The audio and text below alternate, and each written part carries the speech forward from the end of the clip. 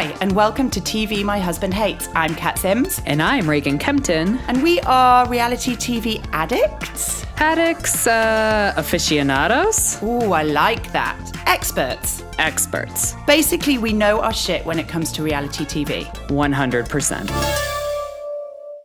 Hey guys, and welcome back to TV My Husband Hates. Now, if you are listening to this on the Monday, it is officially Blue Monday. Did you know that? Which means it's officially the most depressing day of the year, but we are here to cheer you up. How are you doing, Reagan? I have never heard of Blue Monday. So really? Blue Monday is the 18th of January? It's always the third Monday in January.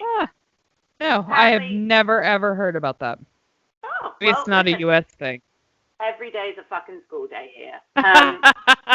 But we are here to cheer you up so that your Monday isn't blue. We've got a full roster of shows. We're losing some. We're going to pick them up soon. But yeah, it's been a week. How have you been, Reagan? Yeah, we've been good. We've been kind of same old here. We are in like the pit of renovation ridiculousness at the moment. Because of COVID and things shutting down, like we've just had to wait a million years for windows, but supposedly they're coming this week, and we finally got permits through because obviously government agencies don't have to work normal hours like everybody else does. Got it. So yeah, so that's been this week, but I think we've turned a corner, so hopefully we will get out of the basement. How long? One day. Are you expecting to be out of the basement? Oh, I mean, I it's going to be after my birthday. Our contractor says before, but I don't think so. So I think I will spend my 40th birthday living in the basement with my children. Oh, no. Right, I'm writing a note. I have to figure out a way to at least make your 40th vaguely fucking memorable. Oh, man. These are dark days. Dark days, my friend. But I will have to say, you and Jimmy are nailing homeschool. I've been enjoying the stories. I've been enjoying the posts. You guys are fortunate and killing it. Mega fucking lucky that we don't have proper jobs and we can. But you know what? It's like we can. Sorry, you lost me there. Somebody was calling me again. You need to tell them that they're not allowed. Like, who actually calls people on the phone anymore? Last week it was my fucking brother. Now it's my lovely agent Bonnie. Let's hope she gets a message that doesn't do what my brother did, which is like continue to call. Yeah, I thought it was an emergency with your brother. No. Apparently, he just wanted to have a chat. Anyway, homeschooling is great. We're really lucky, and it's like so much easier this time around. Right. We're pros. My plate is far less full, and we have got the ability for Jimmy to work from 9 till 4 with Bo, and for me to work with Billy from 9 till 4 as well. And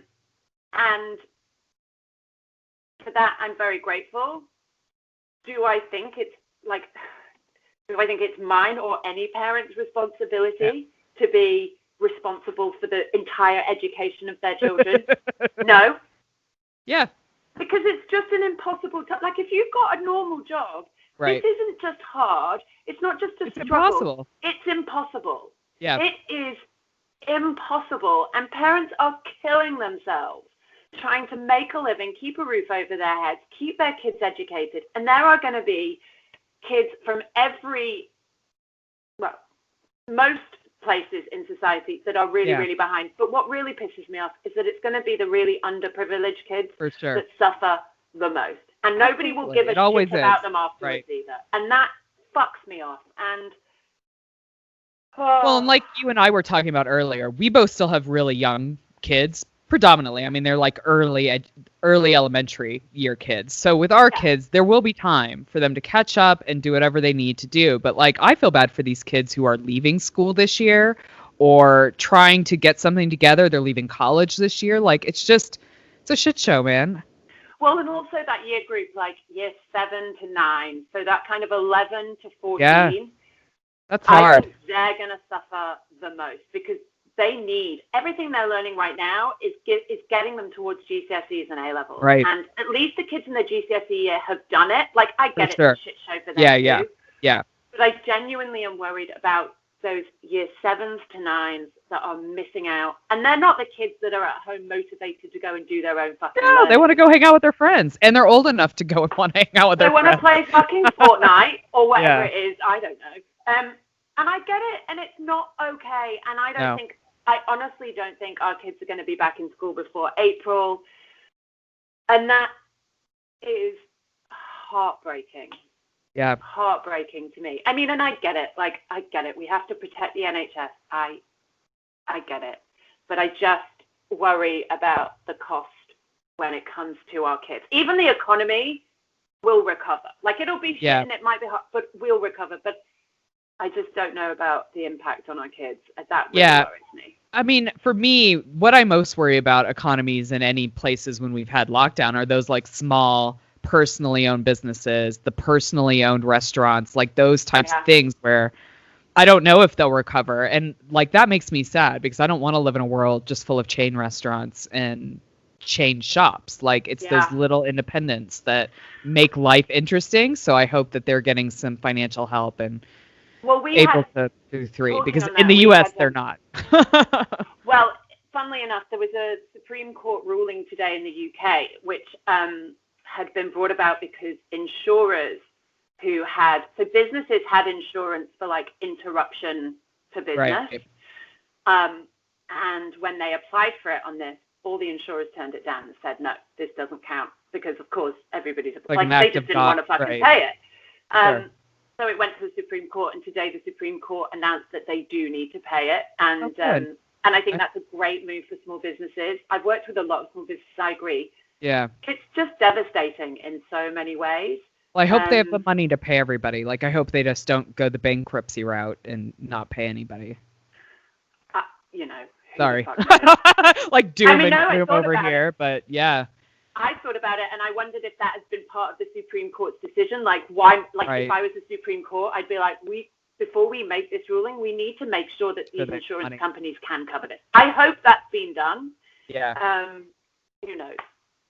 Who knows? It's been a crazy time. I mean, 2021 is opened up with a shit show bang. So. But we all I think we all brought it on. I think we all spent too long going. Can't wait for next year. Next year's going to be better.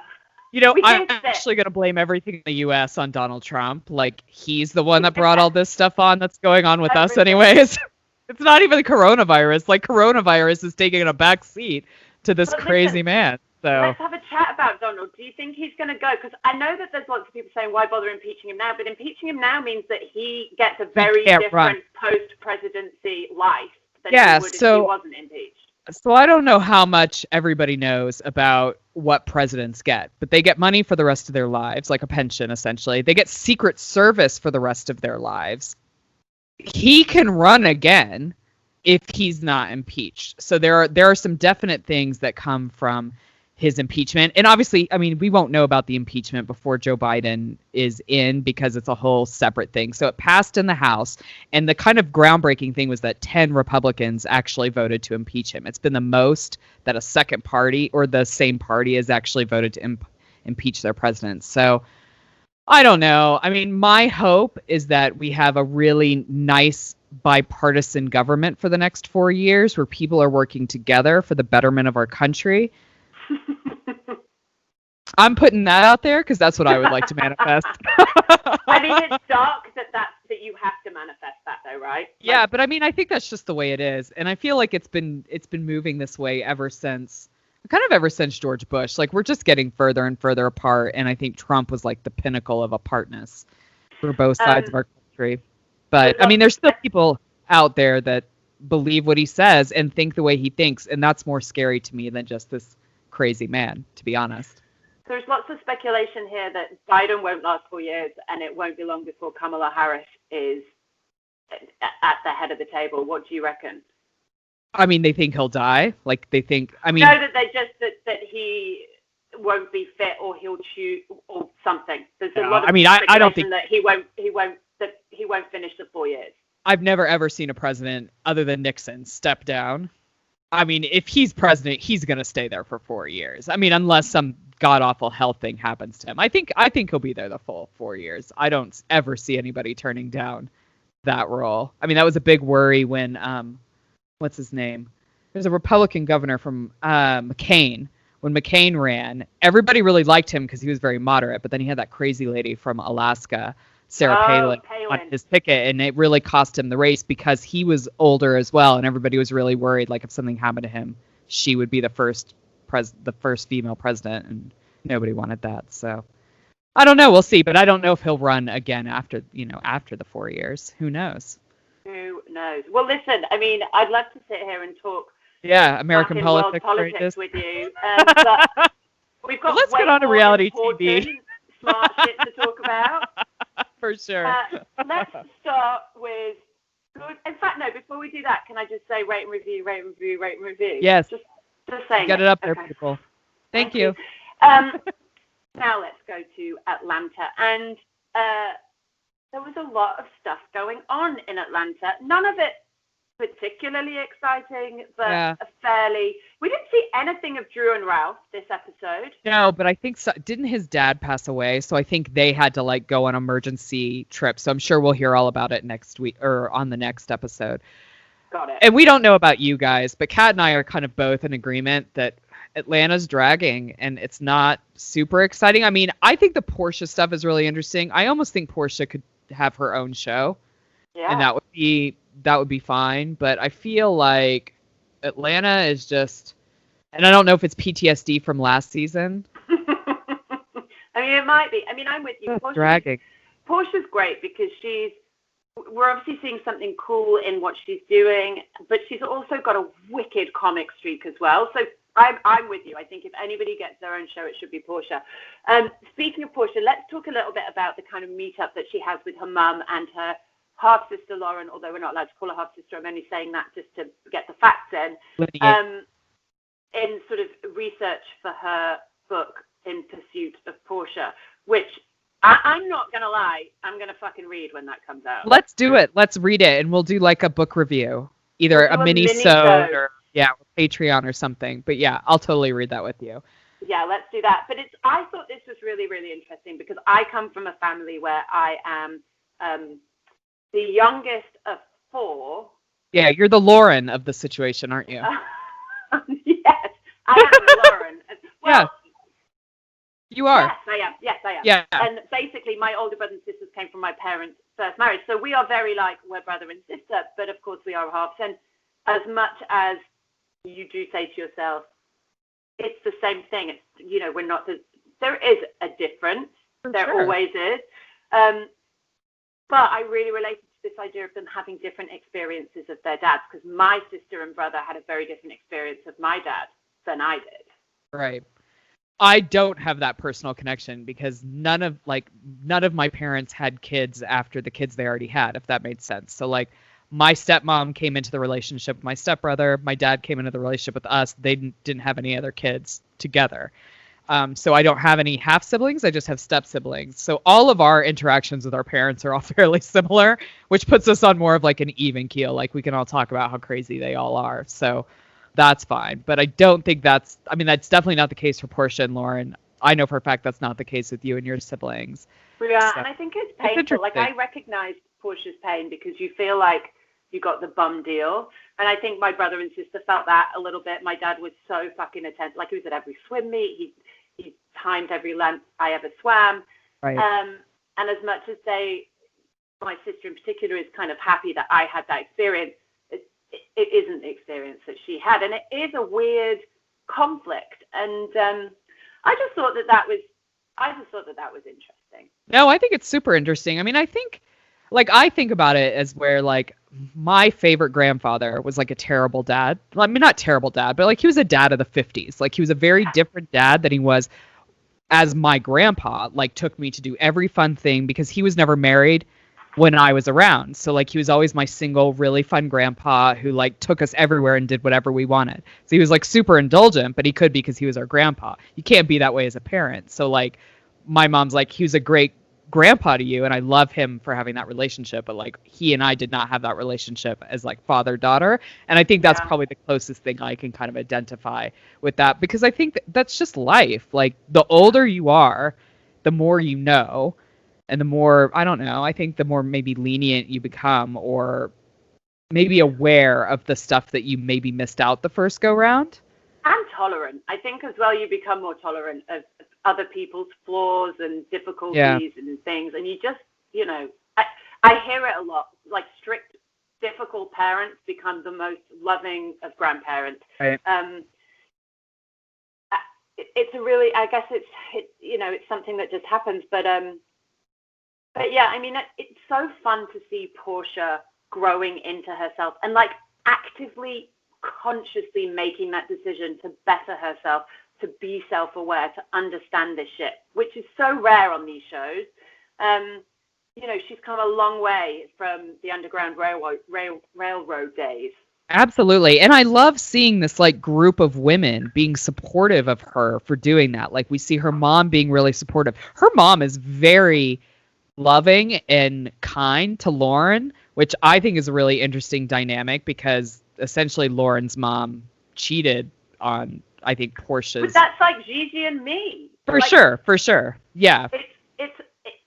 But I don't think that's common. A bit like looking in a mirror. No, it's not common. But like no. Gigi is my sister's and brother's mom. Right.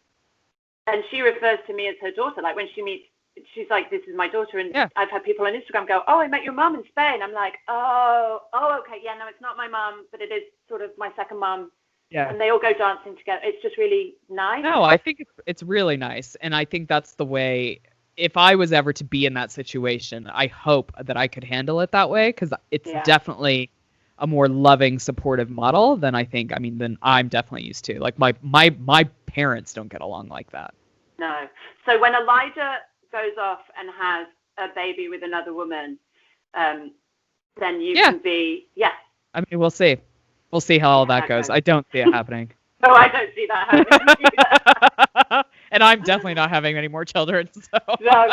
Well, listen, we also got Kenya half throwing a surprise engagement dinner for Cynthia to say sorry, but asking Candy to invite everybody because basically she knew that nobody liked her. Billy No Mate.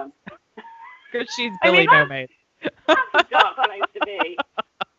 Well, she shouldn't have been such a dick. I mean, she only has herself to blame. You are not wrong. You make it. Yeah. Every time these women get together, it bothers me to my core that people are over an hour late for these events. Like, I don't know how to handle it. Like, I don't know if it's because it's filmed or this is just how these ladies roll on the daily. I mean, it blows my mind. Portia gets like the stink eye from Kenya when she comes in an hour late. Toya turns up 2 hours late. Not a word said about it. Well, Toya's not even a real friend anyways. I don't even know why she was there. But we all know why she was there. Yeah, we all do. Especially after this reveal of the nude pictures, which I will have to say, Kenya looks good in those pictures. She looked amazing. For somebody who put on 30 pounds in lockdown, she looks amazing. You think that was pre-lockdown weight or post-lockdown weight? The nude. That's a good point. Maybe this was an old picture. But still, that would have been right after she had the baby. Yeah. So she looks great. She looks phenomenal. I think there's definitely, listen, here's what I think. I think she's gone through a messy divorce. I think she's still going through. Right. Still going through a messy, I think men have treated her badly her entire life. She's now just going, do you know what? Maybe I'll just flirt and try it out with women and see how it goes. I know so many women, not so many, like 2 or 3, right, who have divorced and ended up in a relationship with a woman and then gone back to going out with a man or what? Do you know what I mean? I think it's just quite a natural reaction sometimes. I feel like Kenya keeps Toya around because she needs a massive ego boost. Like, I think Mark murdered her ego. Yeah. And I think she needs someone just like a hype woman. And I think that's what Toya is doing for her. And I think that's why she's keeping her around. Do you know what I'm saying? Like, overlooking some of the negative aspects of Toya's mouth just because she's like Kenya's #1 hype woman and like makes her feel good about herself and like flirts with her and gives her compliments. And it's just like feeding her. I 100% agree, but it almost feels a little bit like that kind of toxic rebound relationship. Like, I think it's a good thing at the time, but I don't think it's going to end very well. No, I almost feel like Toya could be like the psycho ex-girlfriend.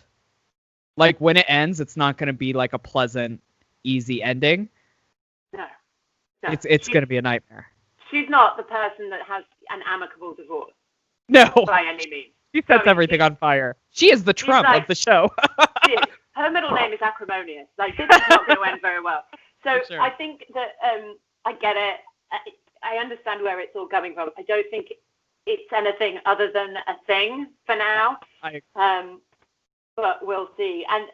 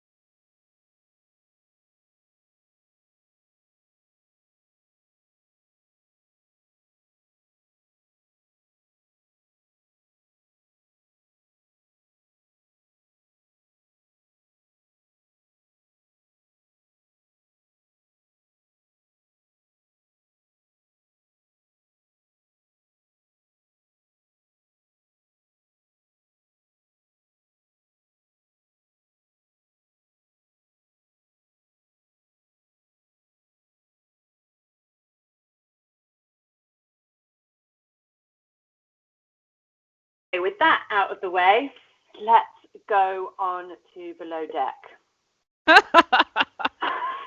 I mean, that's the only way to approach this episode. Dolores is insane, man. She is absolutely batshit crazy.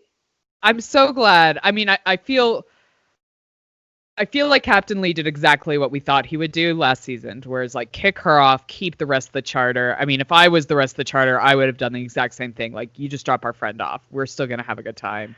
But I also loved how they didn't even give it a second thought. There wasn't even any deliberation. There wasn't even a moment of like, oh, I feel bad, but I know it's the right thing. It was there wasn't even a discussion between there wasn't even a discussion between the two of them. They weren't like, oh, do you think we should go? Like, I don't know. My feelings may be hurt. They're like, no, fuck her. We're staying here. It was like, yep, that's fine, no worries. We'll all done. Take her. And then she gets on the fucking tender. Jumps off the tender. She jumps off the tender. At that point, I was like, fuck you, Dolores. Like, when you are absolutely hammered and you make a fucking do what you did the night before, like, you're hammered. It is what it is. But when you're stone cold sober and you just want to be an irritating cunt, no. Go away. Like, you pissing people off just for the sake of it because you're entitled. Get lost. For sure. And that's what makes me think, like, maybe we can't blame all her behavior on her being drunk. Like, maybe she wasn't hammered. She's just a dick. Yeah. I was like, how dare you? Like, how dare you?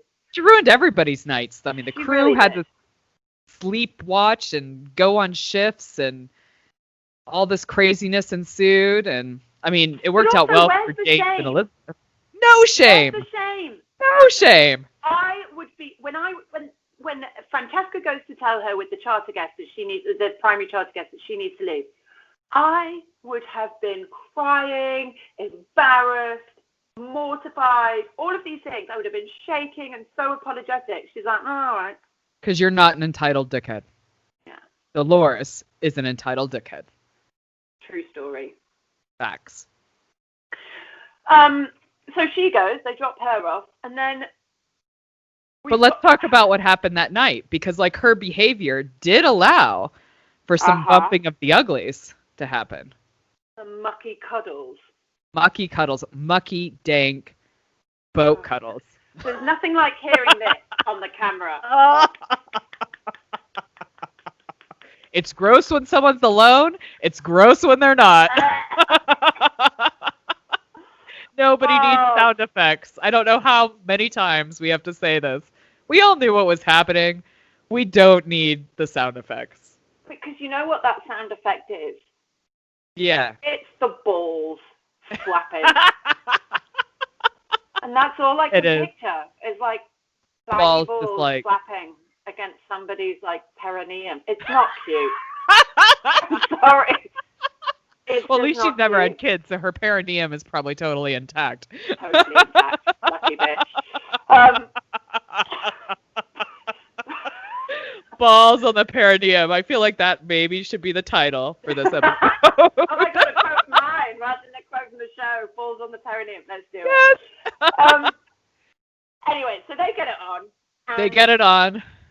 Izzy's nose out of joint because it smells of sex. I mean, it is a small room. I have to give her some credit for that. Like, well, let's be real. She's rooming with James. She's rooming with the dude. So there's already going to be, like, dude odor. And then there's, like, sexy stink. Oh.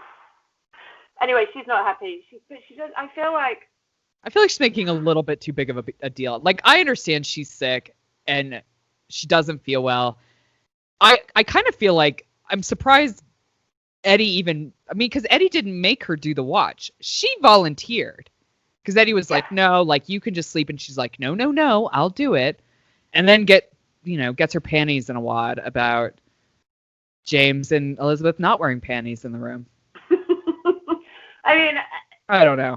But I also think then the next morning, Francesca takes it as, like, just an opportunity to really give Elizabeth another hard time. Like, I'm no real Elizabeth fan. Right. But I think anybody else could have got away with this without an official chat. And they bring them up to the deck and they talk to them and, like, give them a dressing down. And I just think this isn't anything we haven't seen on any other series. Like, people are always hooking up on shows, and nobody's ever got a bollocking for it. Well, thank God Eddie was there, because Francesca would have gotten her fired over it. She would have gone and tried to have that conversation with Captain Lee, where Eddie's like, let's just calm down. We can have the chat with them. And I think Eddie did it more because Izzy was upset. Like, if you're going to do this, you need to not make other people upset about it. So I think they should have had a chat about that, even though I think Izzy was making too big of a deal about it. But, I mean, thank goodness he was there. I would have loved to see Francesca try to have this conversation with Captain Lee. You took the words out of my mouth. I can just imagine how impressed Captain Lee is with hearing this story. Like, he couldn't give less of a shit. Yeah. Did somebody die? No, no. I don't care. He's got bigger fish to fry right now. You know, suicidal jumping guests than fucking these two women. These two people who can't keep their hands off each other. Like, let's just call it what it is. Look, they're both young. They're both hot. They want to do it. Yeah. It's fine. I get it. Yeah. And they do go on a date. They do. I feel like this is, I mean, James is not the fuckboy that he seems to be on the outside.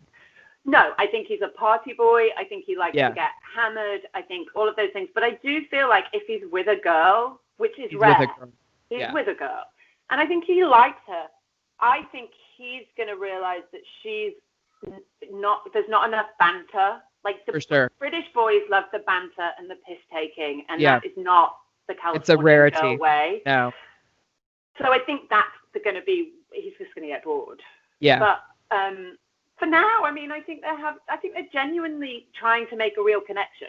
For sure. I think they're having a good time. I think it should all be good. I mean, nobody else cares other than Francesca and Izzy. Nobody else cares. I mean, fill your boots. And then they get the news, of course, that they are going to the beach club for their day off the next day. This is also what I kind of don't like about Izzy. I'm not an Izzy fan this episode. I actually have been in past episodes. I think she's been killing it by being on the deck. But I think if you're too sick to work, you're too sick to go to the beach day. Like, come on. I kind of agree. And I wonder if that's... I mean, I would want to go too. Like, I totally get where she's coming from. But you stay your ass on the boat. Even us. Like, I would have been, like, kicking myself. Because I would have been like, I'm too sick to work. I can't very well now ask to go on the beach day. Like, I just wouldn't have done it. Absolutely. You know, maybe it's just a millennial thing. I don't know. I don't know. But I was with you. Anyway, I'm glad that she went because I feel like even though it was the most painful thing to watch, I wouldn't have wanted to miss the car crash that was Rachel. Oh, my dear Lord. I feel like Rachel needs to have a serious look at her relationship with alcohol. Yeah. And maybe this show will give her that because it will be all on camera. I hope so. I was saying to you before, like, I get it when it's 3:00 in the morning and everybody's hammered. I have been known to invade the odd stage and commandeer a microphone. Absolutely. And at 3 a.m. It's not my finest moment, and I am mortified about it the next day. But it feels like an appropriate time to do it at 3 in the morning when everybody's shit-faced. It also feels like a band is kind of prepared for that bullshit at 3 a.m. in the morning. If a band is still there at 3 a.m. in the morning, they're expecting to be joined. True story. But for her to be doing it at like 11 o'clock when everybody else is just chilling and stone cold sober, that's when you have to question your relationship with alcohol. I feel like her problem is she doesn't ever stop. Like, she starts in the evening, like she started in the evening the next day. I feel like she just drank like the whole way through the entire time of not having guests. And it does not do her personality any favors.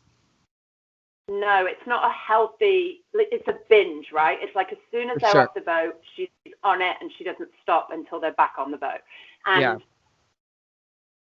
that would be fine if she didn't act like an aggressive, psycho, crazy person when she was drunk. For sure. And at 11 o'clock in the morning, when people are just like sipping their Bloody Marys and trying to tuck into some brunch, it's just not the time or place. And it violates the don't embarrass yourself, don't embarrass the boat rule. I know, which we've all heard a million times. Like, even I'm worried about embarrassing the boat on a daily basis. For sure. And we're worried about the podcast. I mean, I don't want Captain Lee coming after us for embarrassing the boat. Absolutely not. I'd be interested to see what the reaction is because I feel like they're going to go to Captain Lee's going to find this out, and I think there's going to be a conversation. I'm interested to see how Rachel responds. I think she's going to be really aggressive, defensive. ooh, rather than contrite. The problem is she cooks amazingly well, like better than anybody else on the boat. So I think she's had leeway to like act crazy because the food is so perfect and spot on for everybody. Yeah. So we'll see. We'll see how it goes.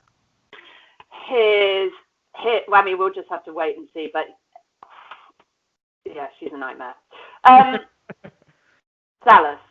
Dallas. Welcome back, Dallas. Hi, Dallas. How you doing? I have always loved this franchise, so I'm really hoping that this season is a good one. I feel like it's going to be. I think it's kicked off with a bang. We obviously did not get to talk about the first episode because not only it was it came out in the US while we were on our Christmas break, but it also didn't come out in the UK until like this week. Is that correct? Yeah. Yes. So I think we got Dallas on Monday, the first episode on Monday, I think, and then we got the second episode on Wednesday, whatever it was. So anyway, we're all caught up. We're here. All caught up.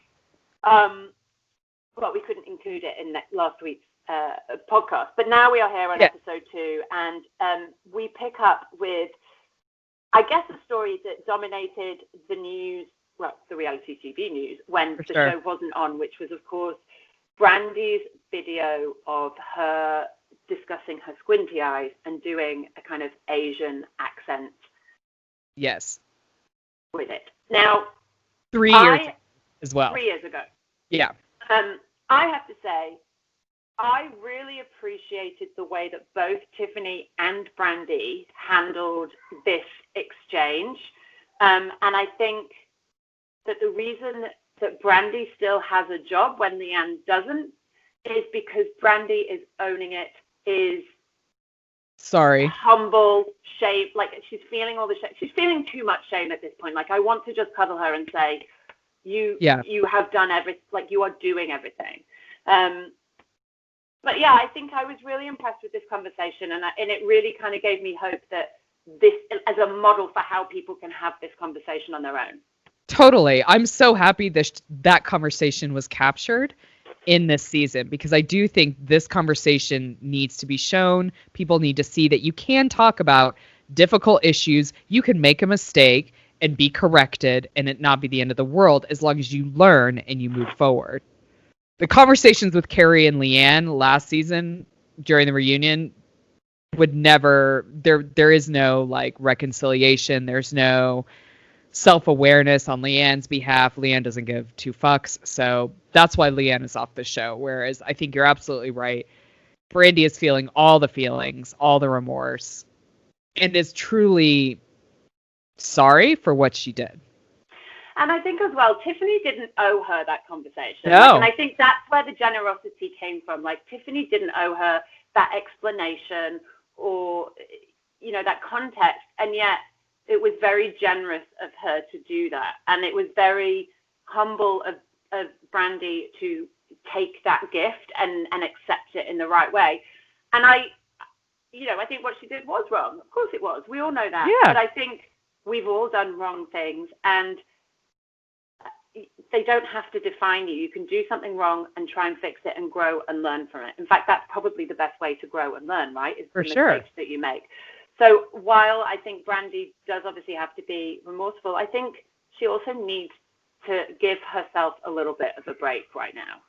For sure. I mean, she needs to give herself a little grace. It was something that happened a long time ago. She's obviously learning and educating herself on why it was wrong. And she also took it, like, I'm kind of at a loss, like, here, because obviously this happened way before even the Leanne stuff happened. It was also taken off her social media account. So somebody did some digging and found this, which I kind of have an issue with, whoever that person was.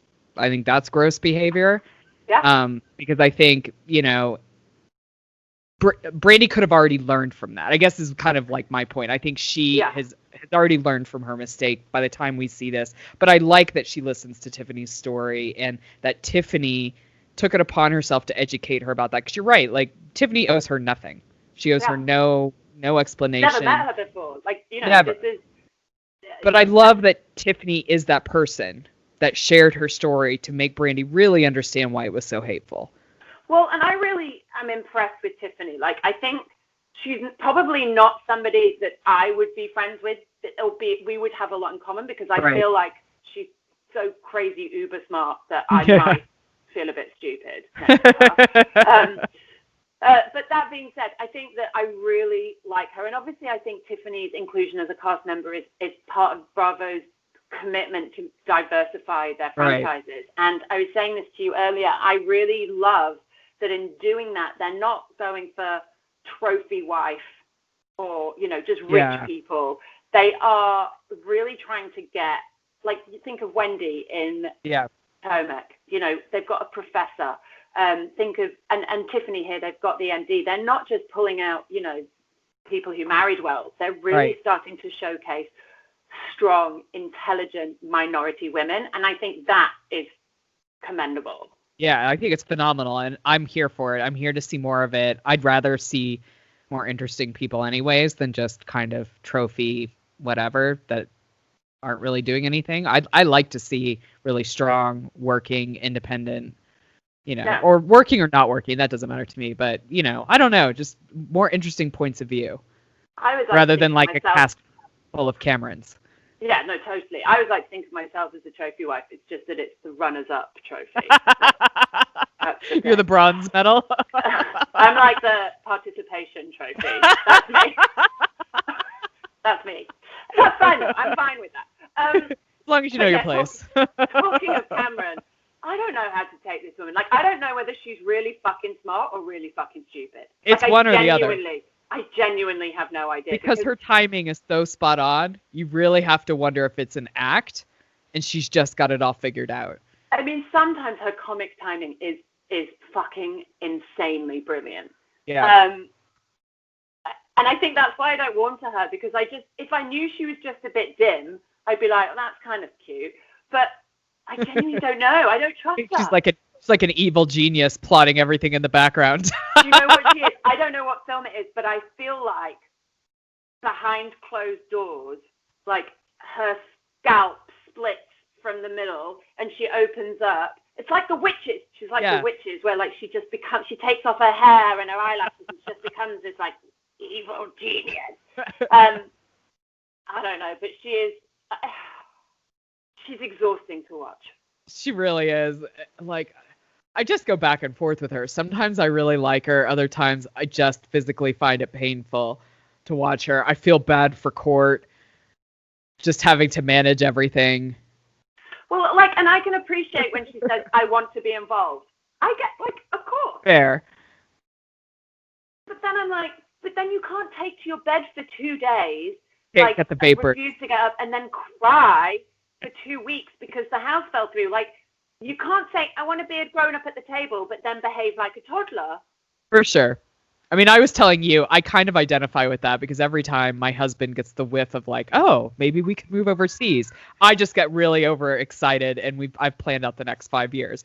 I have to keep that in check. But also I just tell him, like, don't tell me till it's a thing. I don't want to know. Yeah, but also you don't, like, take to your bed for 2 days and cry like a baby. We have the don't tell me until it's a thing conversation versus me being a 1920s woman who caught the vapors and had to go lie in the lounge. I mean, listen, talking of vapors, Deandra and her shaman. Like, donate your money to charity. Yeah. Stop wasting all your money on bullshit, Deandra. This is like a perfect example of rich people with too much money and not enough fucking sense. And I have to give kudos to the shaman. Like, I have to give credit to the guy that's like, you know what? I'm going to grow my sideburns. Yeah. And that's going to make me a shaman. And then I'm just going to tell people I'm a shaman. And basically, I'm just going to go and suck the snot out of their nose. I mean, like that's what I do. To our babies. For sure. 100%. So, I mean, I guess you have to give him credit. If he's willing to suck rich people boogers out for their money, then more power to him. I'm not willing to do that. I can only imagine what she's fucking paying him. And basically, he then sits there and they have a chat. I mean, she could just go with her mate to the coffee shop and say, I would say the same thing to her. Yeah. You know, go have a glass of wine with your mate. Your reactions, you know, just do everything Jeremy's been telling you for free. An hour. For sure.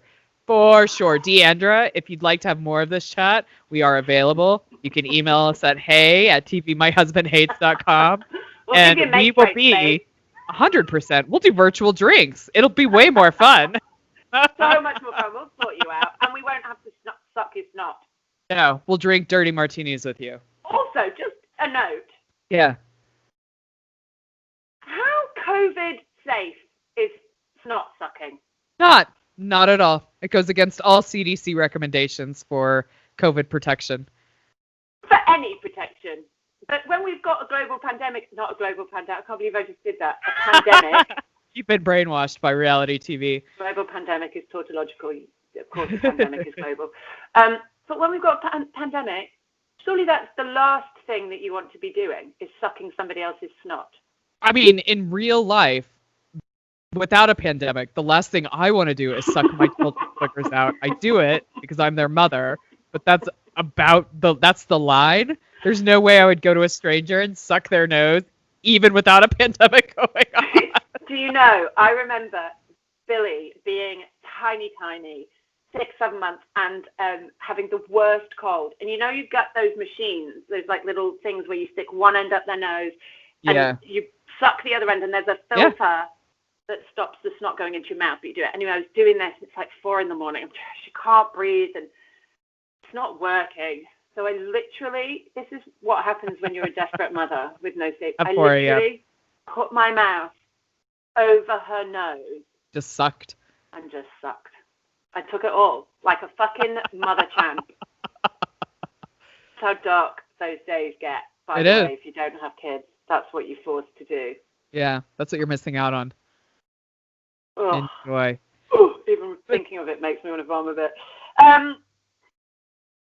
But yeah, let's move on to the other ladies who probably have more money than sense.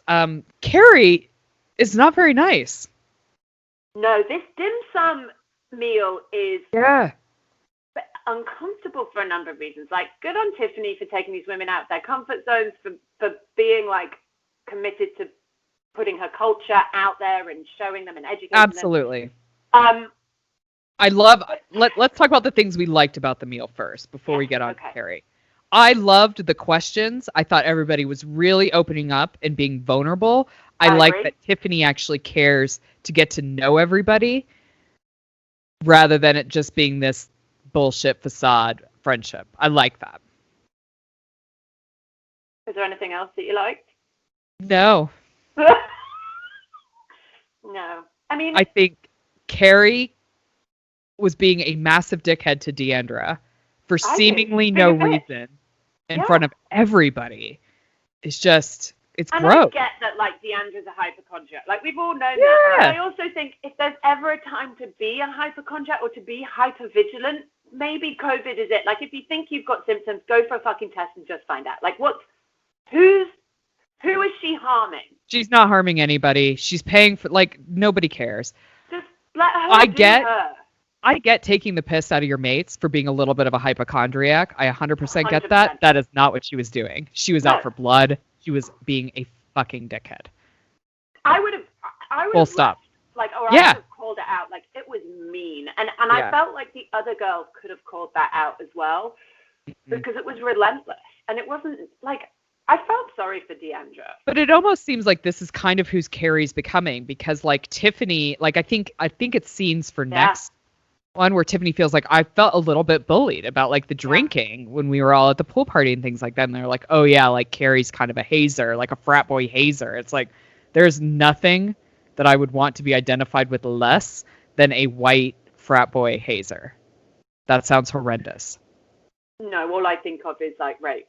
It's just not, sorry to be so blunt, but, like, that's what they do. It's not a good association. And no. I think she is very unhappy. I mean, I think she's very unhappy for a variety of reasons. Yeah. But I think it's mainly in her relation. Yeah. Yeah, but the way she behaves is not It's gross.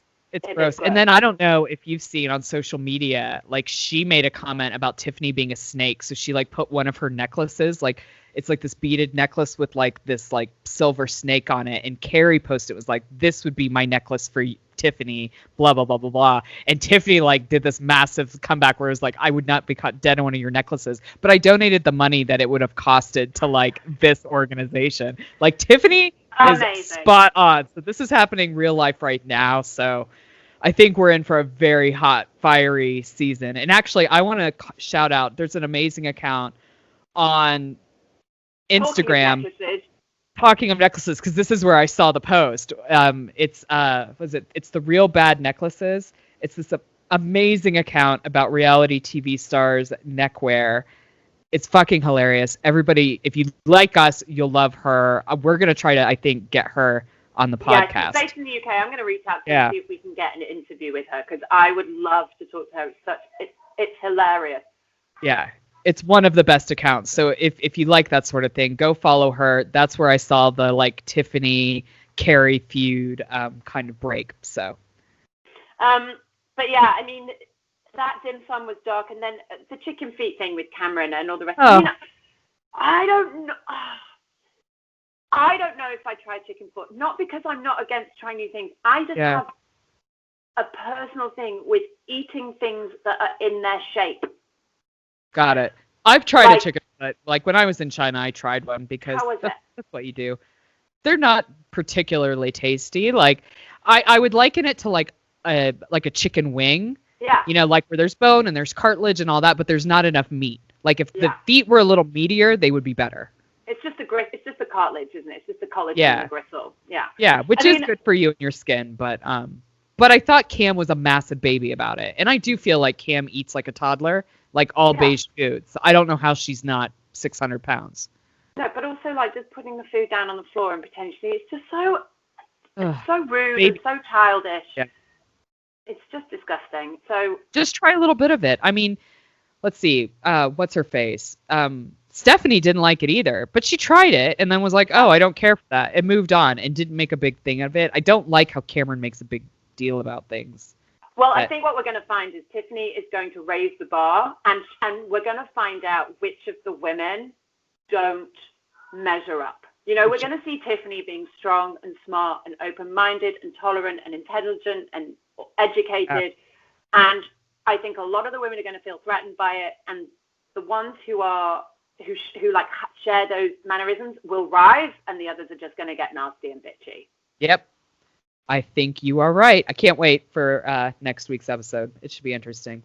Me too. But in the meantime, let's move on to the OC where we had the season finale. Thank God. I'm so over it. And I saw this interesting thing in social media because as everybody I'm sure is aware, The Real Housewives of New Jersey is starting back up. It'll be out in February, so that will be rejoining us. And someone pointed out, like, they're really excited about New Jersey because it's been the same group of women, so you're kind of invested in their dynamic, which I think makes a lot of sense. The OC is so disjointed right now. I honestly do not care. I maybe care about two people on this show.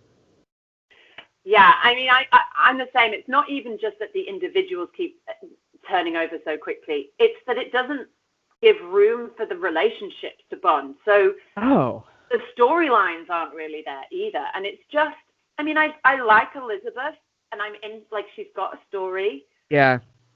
But I need her in 3 seasons' time. For sure. Like, the people I care about probably most right now are Gina and Emily.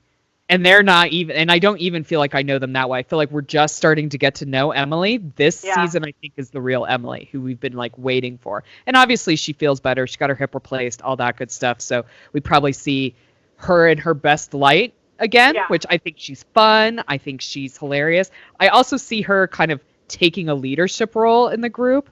Like, I don't know, like her doing the toast and everything like that, I think was very telling. I agree. And I think I thought exactly the same. It could have been Shannon. It could have been Kelly. And the fact that it was Emily, who before has always felt like, yes, a castmate, but a bit on the sidelines, suddenly felt right in the middle. And I think it's because it's so fractured. And like you say, I think everybody's feeling a connection more to Gina and Emily. And Shannon we're just a little bit over. Kelly is just a caricature. I think Kelly is over it too. Like, I think she's going to marry Rick and be done with the show. Like, I don't think she needs the show anymore. Honestly. No, I agree. And I think Bronwyn obviously she's too vulnerable. It's too much to be watching her right now.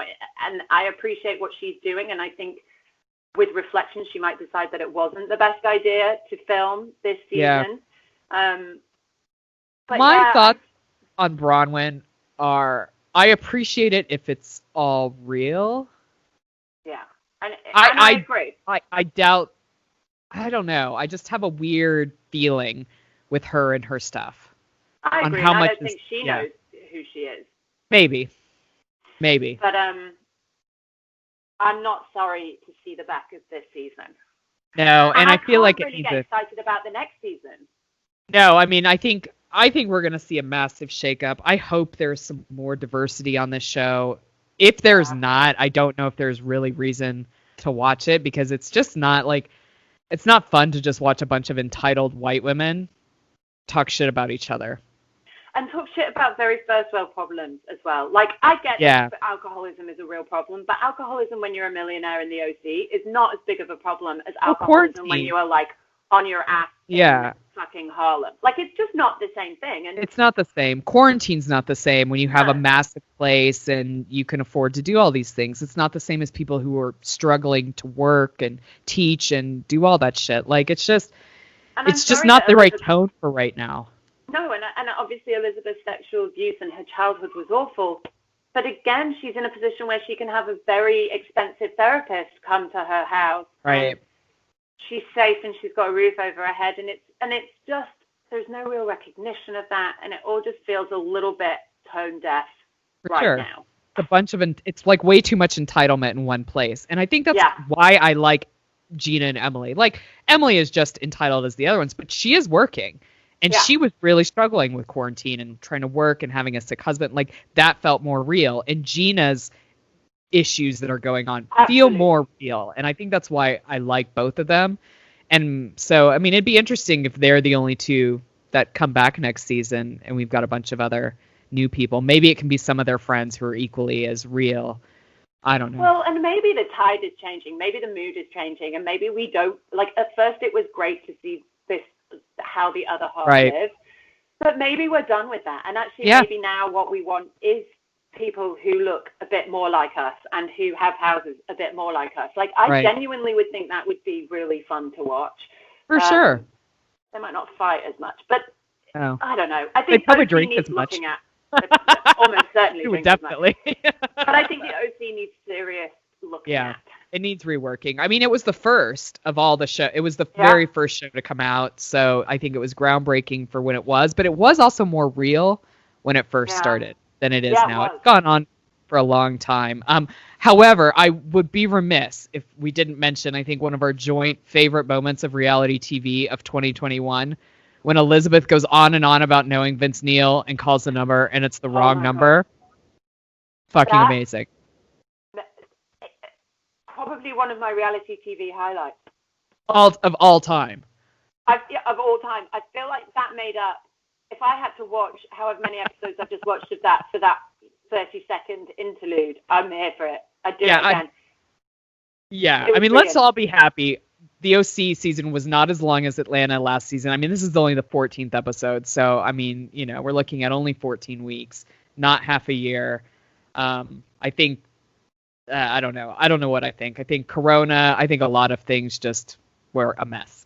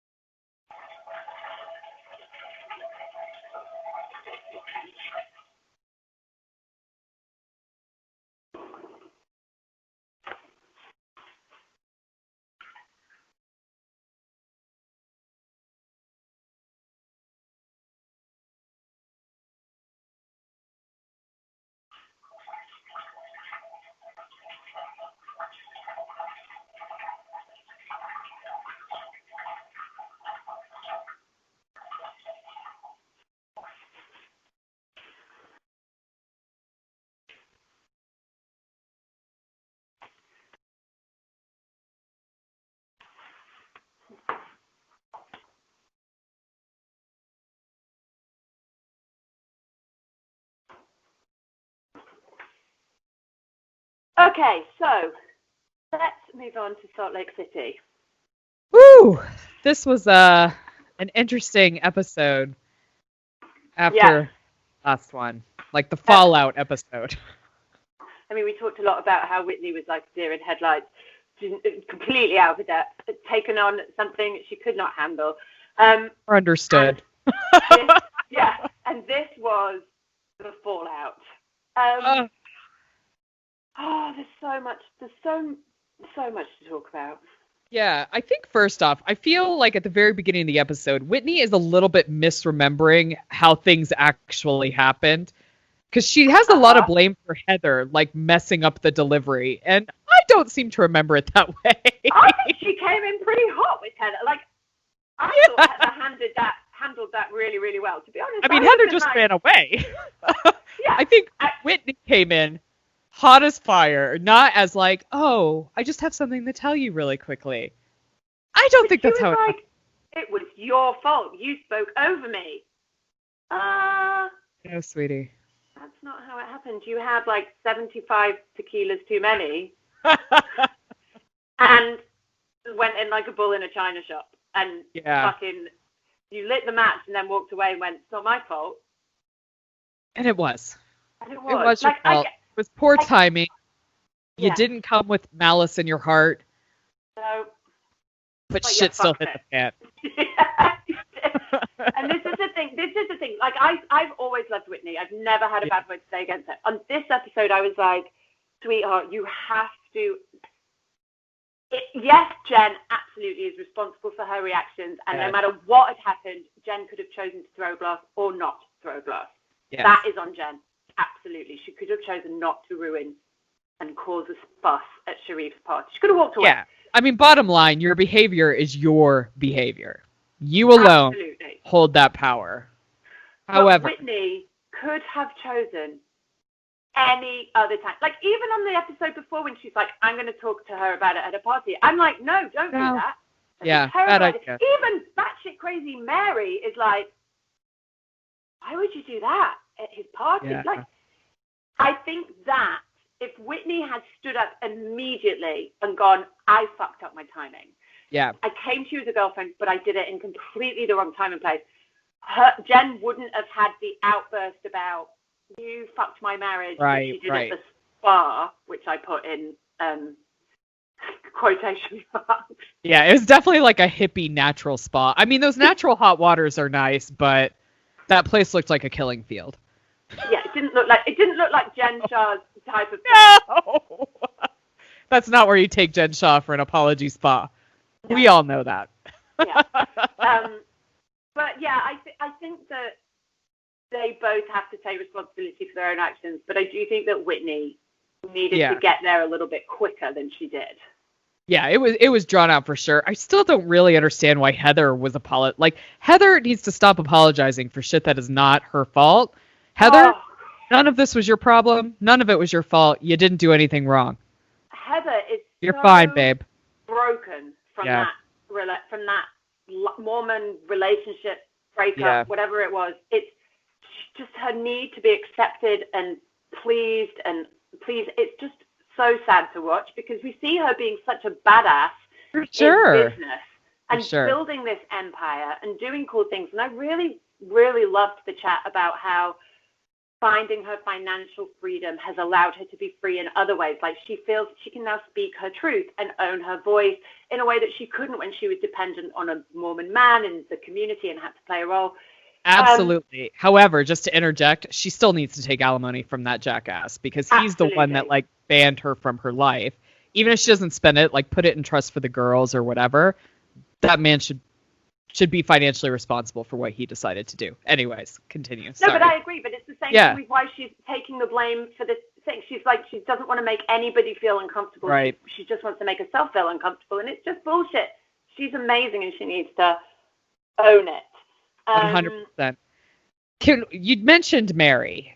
Can we have a chat about Mary and her fashion as an escape excuse?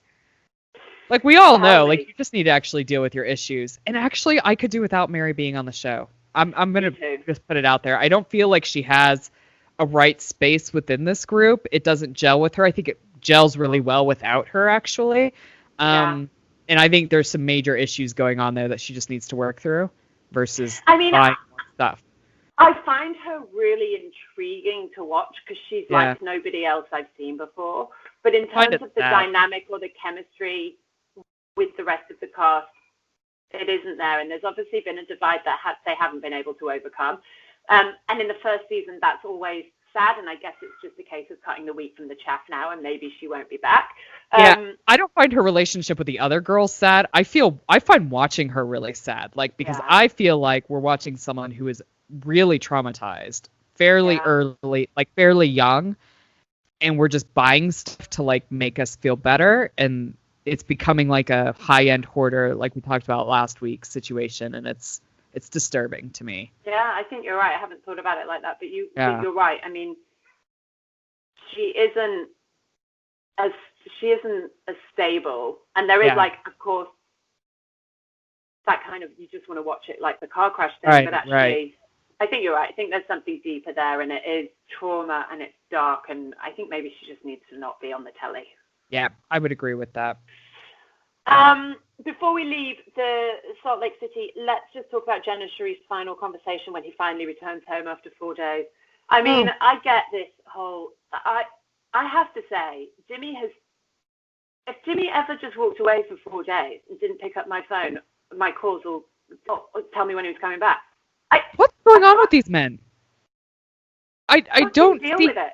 I don't see how that's appropriate in any sort of long-term relationship, just to stop speaking to somebody for 4 days because you're mad.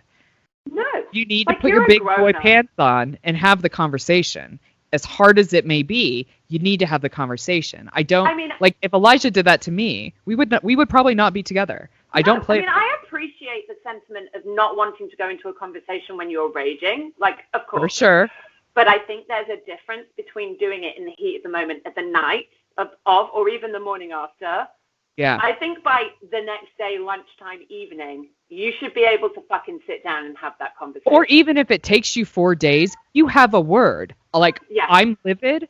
I need time to process my feelings. We will speak about this in a few days. Because I definitely am that person in our relationship. Like, I need time to process how I feel about things, to not be a raving lunatic in a fight. So I have that conversation now. Like, I'm not ready to talk to you about this yet. I'm upset about it, but I'm working through things. Why don't we talk in a couple days about that? But I don't just not communicate. No. It's so weird. It's so weird. Anyway, he comes back and they have this chat. And I really feel like this is the first time we see a real Jen. First of all, it's the first time we've seen her without a full face of makeup. First time. And she's gorgeous. And I get it now. Like, I before could understand how when your husband is away a lot, you can struggle with that. I can appreciate that and relate to that. I had no idea that this whole thing with her dad being so sick and her having to decide to turn off the machines and then go to his funeral on her own without him, I'd be fucking furious and resentful as well. 100%. It leads me to believe that there's something else going on, because just knowing head coaches of things, when you have a death in the family, you can send somebody else to go scout for you or go do whatever. Like, there are ways to get out of your job for a death in the family. Nothing is that serious, especially to be there for your wife, who has obviously had to make all these hard decisions on her own. Like, I don't know. That weirds me out a little bit. I agree. I think if my father died and my husband didn't come home, that would be awful. I mean, I don't see Jimmy like just being like, well, sorry, I'm on tour. No. Like, I see Jimmy getting on the plane and flying home. I mean, I say that, but even that's slightly different. Like, I do say that, but I think that I couldn't expect him to leave a show because, like, nobody else can just... Yeah, or, like, the next show, for sure. But I would, like, plan the funeral so that he could be there when it was happening, and he would definitely do that. Yeah, well, he'd also be on the phone to you constantly when he was not on stage. But he wouldn't say, sorry, I'm on tour, I can't come home. I'd be like, the funeral's planned for your day off. You need to fly home and fly back. He'd be like, absolutely, I'll fucking swim the ocean if that's what it takes. And I really understood why Jen was as mad and upset as she was. And she's gone through all of this on her own. And it explains a lot of Jen behavior. Yeah, it does. Sure. And I think you're right. I think there's something else going on, because what we know about Sharif is that he's super supportive, very into family. You know, he's got very high principled values. Right. So it doesn't make sense that he wouldn't move the earth to be there for Jen when she needed it. Yeah. Yeah, we'll see. I wonder if we'll find out, or I don't know. But I will say, I am enjoying Salt Lake City. I know reviews are very mixed on it, but I am enjoying it. I feel like there's some tweaks that need to be done to it for next season, but I think those tweaks will be made. Yeah, I could say goodbye to Meredith and Lisa. Yeah. But I think they'll keep him, even though, like, I do not want to see any more Brooks on my TV forever. I was so happy he was not in this episode. I agree. I just can't take it week to week. I feel violated whenever he's on the fucking screen. Let's wrap up this episode with the final show, part one of the finale. It's the stupidest titling. Whatever. Yeah. The finale's next week. That's all that we need to know. Southern Charm, again, I've really fucking enjoyed this season. Yes. I think it's been a great mix of, like, real life shit and drama. They have handled everything that has come up this year so well in the show. The OC handled it so badly. Mm-hmm. This show got it so right. And I appreciate the difference. And I think it's been much more refreshing to see. So whoever the production company of Southern Charm is, like, you nailed it. Well done. Before we move on to kind of the hot topic, let's just discuss the Austin Madison clusterfuck. Madison, I have loved in every episode this season up until this one. I agree. Hate that she went to Austin's house and dicked around with him, because that's what she did. Well, so here's the thing, like, she turns up at Austin's house. I'm like, that's weird, just leave it alone. But then she sits down and I'm thinking, oh, this is the Madison that I know and love. I wanted to say sorry for my behavior. You triggered me. I was a bitch. It was uncalled for. I want to own my behavior. I thought, for sure, Madison's once again turning up and being the adult. Agreed.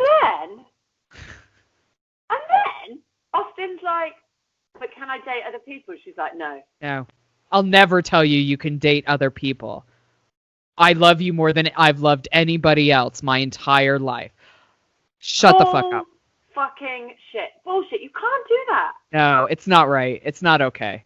Especially when you know how Austin's going to take that. We've been here before. It's been 2 years of this ridiculous back and forth. And it's just, it made me hate her just a little bit. And then to see her, like, I just want to walk in my wedges and watch Austin's face as it happens. I'm like, we are better than this. Yes. Come on. Like, go flirt with Pringle and be fine. Just be kind. Yeah. Like, I know that love sends you mental and breakups send you to a crazy place, but I feel like her attitude is just, it's ruined everything, the whole season for me. For sure. Like, I wanted her to just walk in and be cool. Like, fine, if you want to dress up a little bit and, like, make your ex, a little insane, fine. But you can do it and act a different way. Yeah. But, like, she was livid. He didn't say hi to her and then, like, went and chased him. And it's like, this is the drama nobody wants to see. And nobody wants, like, it's just gross on both sides. Agreed. They bring out the worst in each other. I agree with Craig on absolutely nothing except his perception of Austin and Madison. He's got them down. If you make Craig make sense, there's something wrong with your behavior. If Craig's the one making sense, you have to think that maybe he cannot be the voice of reason. No, it's not allowed. No, it's not okay. 2021 is bad, but it's not that bad. Oh, man. And then, of course, let's move on to the real, I think, heart of this whole season, which has been handled so beautifully, which is Catherine's issues and the way that the others have responded and how the show has highlighted that so well. For sure. I thought it was... Well, first I thought it was interesting how the boys really had no idea of the story behind the emoji and just thought everybody was upset about the emoji until Leva explained the conversation that went around the use of the emoji, which was actually the issue. I mean, the emoji was terrible, but like it's the conversation around it about minority platforms and that kind of hate that was not cool.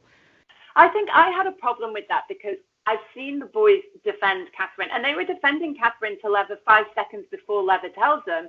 Right. And she tells them, and then as soon as they know, they're like, oh my God, that's so hot. I can't defend that. That's awful. Well, but I'm like, why didn't you know this when you were defending her? Like, why didn't you make it your fucking responsibility to find out what she'd done before you defended her? Well, so Leva heavily? calls it out. That's white privilege. These are white men because it doesn't pertain to them. They don't do any sort of digging into what the issue around it and why everybody else may be upset. It's not their issue. It doesn't hurt them, so they don't really give a shit. So they spend absolutely no effort in finding out the real, true story. They're just going to back up their girl because she's young and pretty and sad. Well, and she has a real fucking skill at relating to boys and men and making them want to protect manipulation her. To the highest degree. It's almost subconscious. Like, it's just in her genes. This is how she has been brought up to make men look after her. And coddle is exactly the right word. Leather nails it. For sure. Gets these men to coddle her. I'm going to disagree with you, though. I don't think it's subconscious for Catherine. I think Catherine knows what she's doing, and she plays it to her advantage. Yes, she knows how to work the system. I think the talent is like something she is just bought. Like, she just knows. For sure. From her insides out how but to she knows what she's doing. I feel like when you say it's subconscious, like she's doing it without knowing, like, no, she's very conscious of how she's playing these men. Yeah, no, I agree. And I think it's just testament. It's like you can look at how Brandy has responded and how Catherine's responded. Seeing her open up her laptop to have a desktop screenshot of herself on it, and then to play the victim again and again and again, and to go, nobody really gets me, and I think everybody thinks I'm something that I'm not. And we talked about it. We put it in our audiogram. Fuck, it's not. People aren't generally consciously racist. You know, it's getting to the people that have this unconscious bias, and she just cannot and will not see it. No. It'll be very interesting when she comes up to the party. I feel she's going to get a little bit of her comeuppance. It makes me I cannot wait to see the reunion. I hope they do a reunion for the show.